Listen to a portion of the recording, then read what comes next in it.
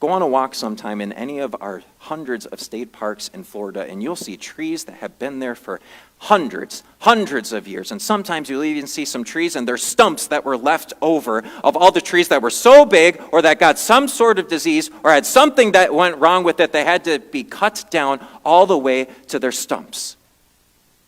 Why? Well, think about what a stump is fundamentally.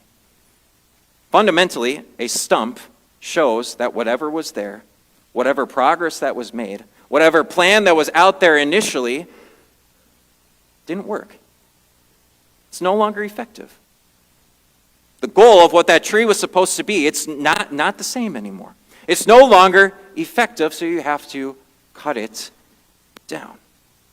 That tree is no longer useful. It's cut down for a reason.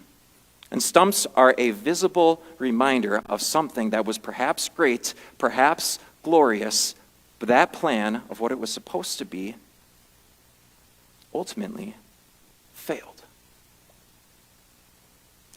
What Isaiah wants his people to do is to look at the stump of this 400-year reign of the house of David. Count the rings if you have to. See how big and how great it was, how they reigned for years, became like a gigantic oak tree. Everyone could see it. Everyone knew what it was supposed to be. Now quickly, Babylon cut it down. Now it's just a stump, a reminder of what it had been. But you know what you would do if you really want to get rid of a stump, right? You grind it down. You get the heavy machinery out. You try and grind down that stump all the way down to its roots so it's just a bunch of little sticks and twigs after it so that there's nothing that could possibly come from it again. What does God do? God cuts it down, but he does not grind that stump. He cuts it down so that he could raise something up from it.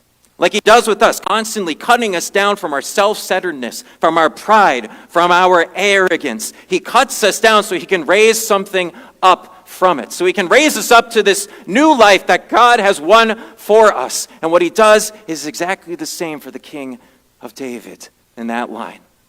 He cuts down that line. He cuts down this dynasty so that he could eventually bring a better one.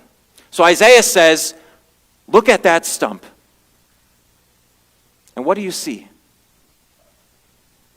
And Isaiah sees green.